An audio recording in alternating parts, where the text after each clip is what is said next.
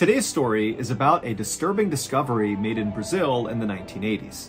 Now, at the time, the Brazilian government attempted to hide this story, saying it was just too sensitive for the public to know about it.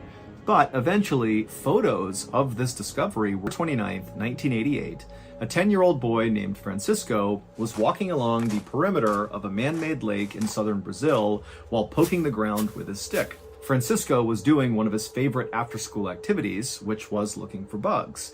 And this lake, which was a part of the Billings Reservoir in the Brazilian state of Sao Paulo, was his favorite place to do that. And the reservoir was gigantic, but it was not shaped like a typical circular lake. Instead, it was more like a big river that kind of wound around and had all these skinny branches kind of jutting off the sides of it. And on this particular day, Francisco was walking along one of those skinny offshoots of this lake, where at certain points, if Francisco wanted to, he could literally swim to the other side of the lake in a matter of minutes. Now, Francisco knew he was not really supposed to be anywhere near this reservoir, because in recent years, gangs from the nearby cities would bring their murder victims out to this reservoir and bury them here. And so locals knew it was not a safe place and to stay clear.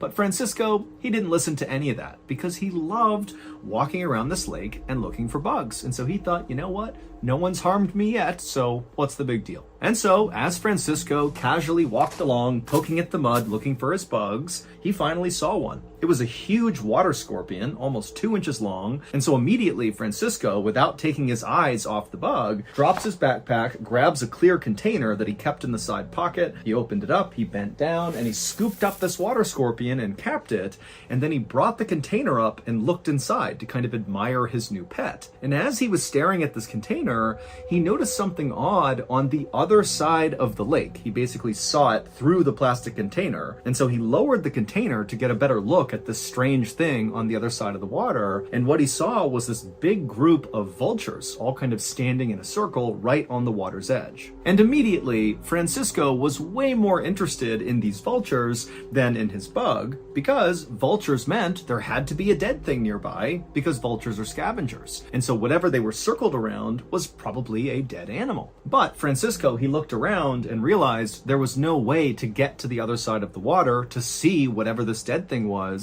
unless he swam. And he knew if he went back home with soaking wet clothes, his mom would know he had snuck to the reservoir and he'd be in lots of trouble. And so, feeling really frustrated, Francisco just picked up a rock and chucked it to the other side, trying to splash the water near the vultures to get them to fly away so he could see the dead thing. But the first rock he threw did not really have an effect. The vultures just kind of turned around and looked at him and then went back to whatever was on the ground. And so Francisco gathered a big pile of like 25 rocks and began throwing them one after the other at these vultures.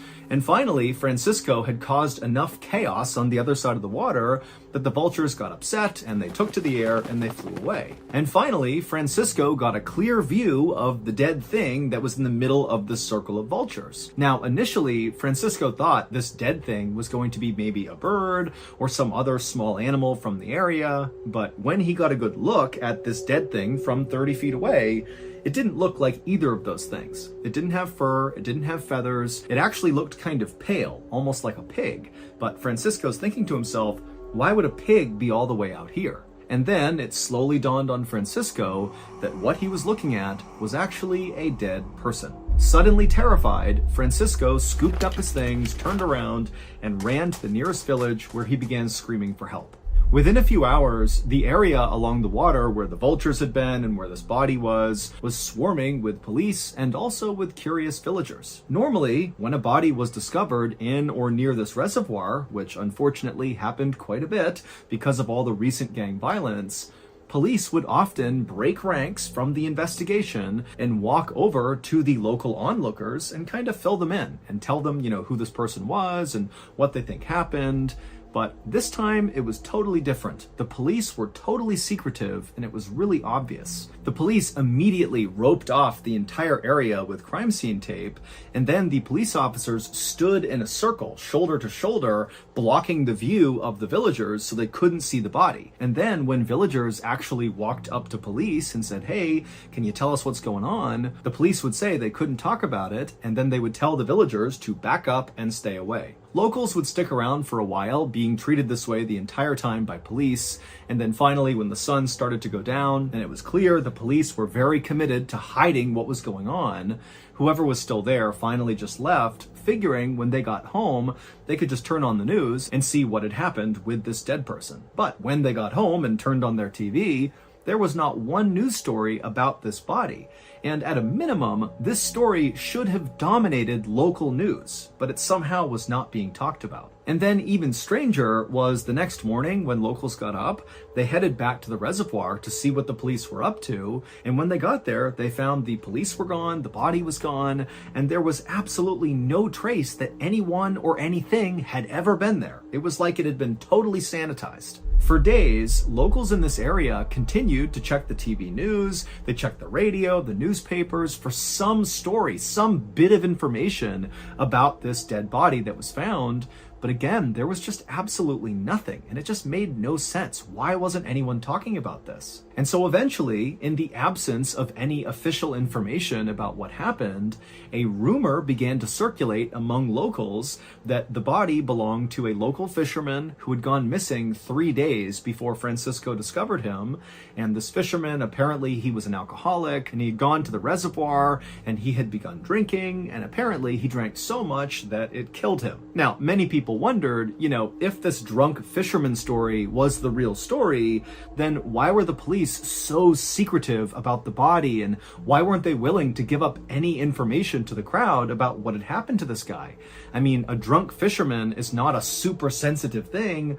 It just seemed like that doesn't line up with the police's behavior. But questions like these remained unanswered, and after several weeks of still no new information, no news coverage anywhere, even the most skeptical of villagers who really thought there's something weird going on here, they just kind of forgot about it and moved on. Until 6 years later, in 1994, when someone, we don't know who, from the Brazilian government decided they just couldn't keep the secret any longer. And so they gathered up some photos and an autopsy report they were not supposed to have, and they smuggled those things to the media. And once the media published these things, it became immediately clear that the dead man who was found in the reservoir in 1988 was not a drunk fisherman who drank himself to death, nor was he the victim of gang violence. Instead, it appeared that this person's death could potentially be paranormal.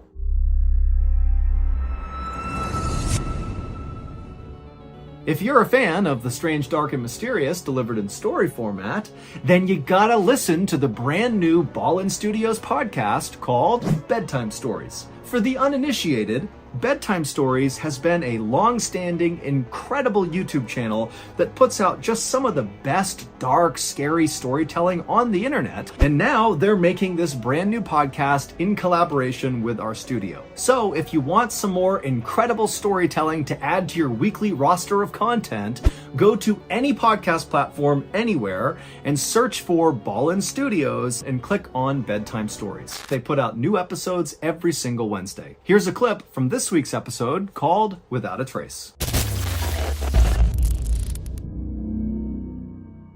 The northwestern state of Alaska remains one of America's most unsettled and unexplored regions. It is a place of wonder and mystery, but also of great danger, with roughly 2,500 people going missing there every year. And one settlement, situated far to the west of the state, remains the setting for some of the most bizarre of these disappearances. Bedtime Stories.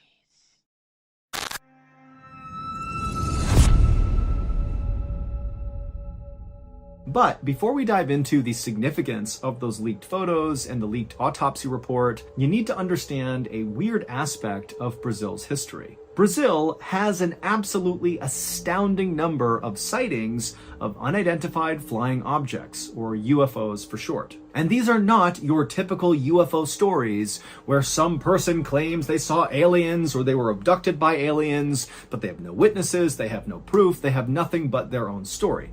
No, in Brazil, the bulk of their UFO sightings are reported by their military, because Brazil actually has a government program to monitor UFO sightings because it happens so much in their country. In fact, the Brazilian government was directly involved in one of the most famous UFO sightings of all time. It was called the Night of the UFOs. This famous sighting, or sightings, because it actually happened in 4 different Brazilian states simultaneously, happened on May 19th, 1986, which was 2 years before Francisco spotted the dead body in the reservoir. On that 1986 day, at around 8:15 p.m., an air traffic controller at an international airport in Sao Paulo noticed 3 red lights hovering over the airport, and so the controller called it in and asked, what are these things? But nobody knew. And at the exact same time, all across Brazil, dozens and dozens of other people who have no idea what's happening at this international airport began reporting that they too were seeing strange lights in the sky. And many of these reports of these lights were coming from military personnel and government officials. And so this was like a really big deal that all across Brazil, everybody's seeing lights in the sky. And so the government, in response to this, scrambled their fighter jets and sent the jets up to try to intercept one of these sets of lights, just to see who or what they were and potentially shoot them down if they had to. But when these jets got anywhere close to these unidentified flying objects, these lights in the sky, these UFOs would move away instantly. One UFO was observed suddenly disappearing and then reappearing 20 miles away in just 5 seconds, which meant that UFO had to travel at least 5 times the speed of sound to cover that distance in such a short amount of time. For reference, humans are not capable of going that fast. We cannot do that. Eventually, the Night of the UFOs ended when all these UFOs, these lights in the sky, just kind of suddenly vanished. And then a couple of days later, the Brazilian government held this big press conference about the event, and they would say, we have no idea what those lights were or where they came from. We have no clue. However, whoever or whatever was controlling these UFOs showed obvious signs of intelligence. Now, as mind-blowing as that would be to hear that potentially intelligent creatures are flying around your airspace, remember, this is Brazil, where UFO sightings were kind of the norm, and so people were definitely shocked by this. This was a terrifying thing, but they just kind of accepted what they were told and assumed, the government will handle this, and people moved on with their lives. That is, until several years later in 1994, when those photos and the autopsy report of the dead person in the reservoir were leaked, and then suddenly the people of Brazil, they're seeing this stuff and they're realizing, wait a minute, the Night of the UFOs may not have been an isolated instance. Those UFOs may never have left. Here is what the public learned from the leaked photos and the leaked autopsy report. Back in 1988, when little Francisco spotted the dead body from the other side of the water, he correctly identified that it was a man's body. But Francisco had been wrong when he told authorities that it didn't look like this guy had any visible injuries on him. And the guy was naked, and so Francisco felt pretty confident that he would have seen something if the guy was wounded. But when the police arrived and they saw the body up close, they immediately saw he had several very serious and very strange physical injuries. He had these 4 perfectly circular 1 to 1.5 inch diameter holes drilled into his body. There were 2 right above his chest, basically sitting above his armpit. There was one that was right over his belly button, so his belly button was gone. It was just a hole where it had been. And there was also one in his crotch. And these holes were not crudely done. These were done with surgical precision, almost like whoever had done it was using high-end medical tools to make these cuts. Now, at first glance, the authorities had no idea why these holes were on this guy's body. But when the autopsy was done, they discovered this man was missing the majority of his internal organs, and after doing some investigating, they discovered that all of his organs had literally been vacuumed out of him through these holes on his body. Those holes were basically just ports to pull things out of him. Also, most of the man's blood had been suctioned out of those holes as well. But that wasn't all. The man also had one of his ears removed, one of his eyes was removed, and the lower part of his face was also removed. And again, all of these cuts looked like they had been made with absolute surgical precision. But perhaps the most brutal aspect of all the things that came to light when these documents were leaked was something that, unless you looked really closely at the autopsy report, you wouldn't necessarily notice. And it had to do with this man's vagus nerve. Your vagus nerve is something that controls part of your nervous system that's responsible for automatic functions like heart rate and digestion. And so when your body is suddenly in great distress, like suddenly you're fighting for your life or something, your vagus nerve can basically shut off those automatic functions like digestion in order to ensure all your energy is going towards fighting for your life. But in this dead man's case, his autopsy revealed that his vagus nerve had gone absolutely wild right at the moment of his death. It's complicated, but this suggests that this man was very likely alive when his face was being surgically cut off, and those holes were being drilled into his body, and his organs were being vacuumed out. And then at some point, the excruciating pain that came from these horrible things happening to him got so bad, his vagus nerve basically turned off his heart. So it was not these horrible physical injuries that killed him. He literally died from the pain of these physical injuries. In short, his body basically killed itself to avoid feeling the pain it was feeling.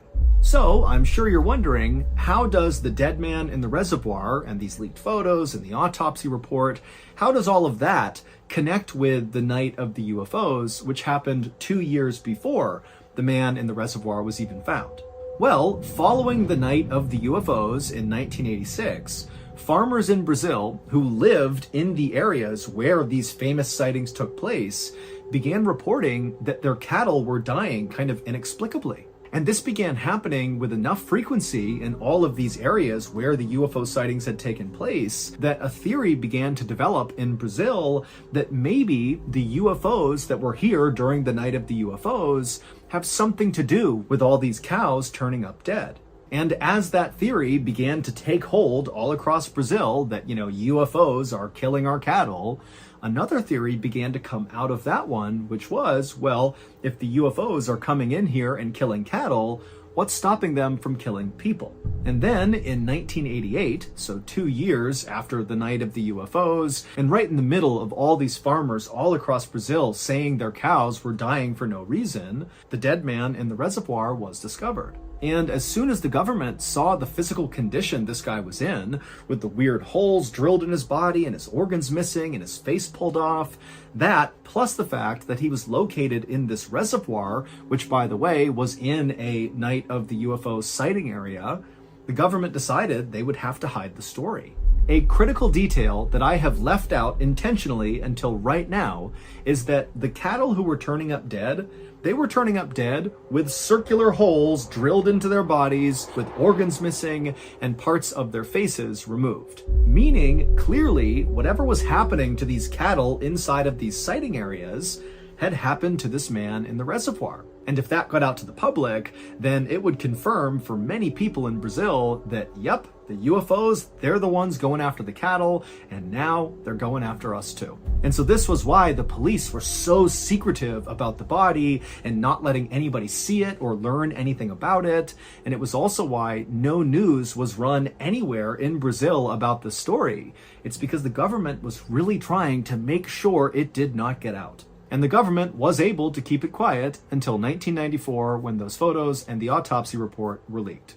But like all things having to do with UFOs or aliens or paranormal stuff, it's like despite the evidence, those things very quickly are pushed into the kind of conspiracy theory bucket and they stay there. People do not want to touch that category. So, even though Brazil remains an absolute hotbed for UFO sightings, Wikipedia even has a page dedicated just to tracking Brazilian UFO sightings, despite all that, no one really cares. But if you care, there is an unbelievable amount of information online about what's going on in Brazil, and if nothing else, it is just a fascinating rabbit hole to fall into. So that's going to do it. If you enjoyed today's story, be sure to check out our podcast called the Mr. Ballin Podcast, where we have literally hundreds more stories just like this one, many of which are only available on the podcast. Again, it's called the Mr. Ballin Podcast, and it's available exclusively on Amazon Music.